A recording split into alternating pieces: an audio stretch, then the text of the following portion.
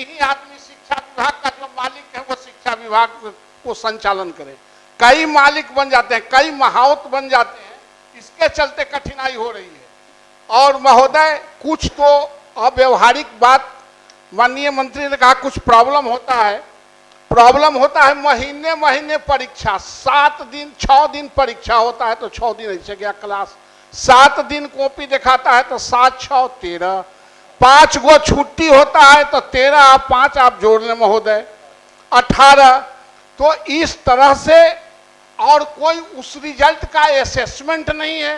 महीने महीने एग्जाम हम ही लोगों के स्कूल में, सरकारी स्कूल में होता है, और उसका असेसमेंट करेंगे तो 0। आखिर किस उद्देश्य से आप परीक्षा लेते हैं? तो आप असेसमेंट कीजिए ना कि उससे कुछ फायदा हुआ है या घाटा हुआ है। आपके प्रश्न पत्र पहले से लीक रहते हैं, 4 दिन पहले भेज देते हैं, सब बच्चा को बताया जाता है। 3 दिन तक एक ही सब्जेक्ट के कॉपी को स्कूल अपना प्रतिष्ठा बचाने के लिए उसको लिखवाता है। तो इन सारे मुद्दों पर भी विचार करना चाहिए कि जो औचित्य नहीं, आप 3 महीना पढ़ लीजिए, आप 6 महीना पढ़ लीजिए, लेकिन आप परीक्षा का असेसमेंट कीजिए। आप असेसमेंट नहीं कर रहे हैं, सिर्फ कॉपी और क्वेश्चन लार्ज स्केल पर करोड़ों करोड़ में छपवा के और आप व्यवसाय करा रहे हैं, उससे बच्चों पर बोझ बढ़ रहा है और अव्यवहारिक काम भी हो रहे हैं।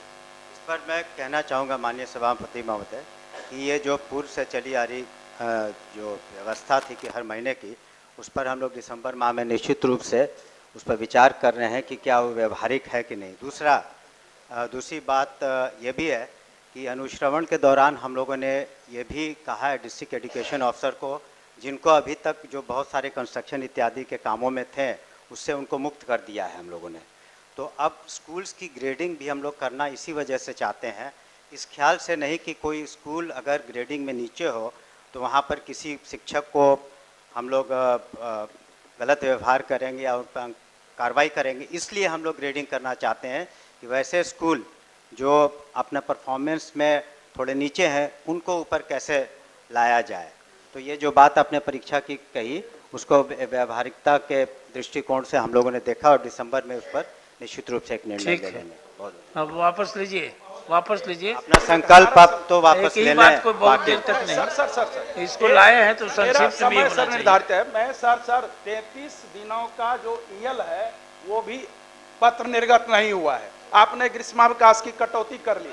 दूसरी बात महोदय, बस सब बात आ गई, कंक्लूड सर वो नहीं आई थी, बस कंक्लूड कर रहा हूं। दूसरी बात, आप अतिरिक्त वेतन दें, अतिरिक्त अवकाश दें, ये आप सुनिश्चित करें। बस मेरा तो यही सवाल है, और तो कोई सवाल नहीं है। ना पूर्ण वेतन दिसंबर में सब कर रहे हैं, जो राज्य कर्मी का वेतन मान, ना पूर्ण वेतन मान। माननीय मंत्री ने आपसे आग्रह किया है आपके इस वचन से, जो कि मैं इसको दिसंबर तक में देखूंगा, परीक्षा के मामले में भी और अवकाश के मामले में भी प्रशासकीय विभाग ही कार्य कराएगा।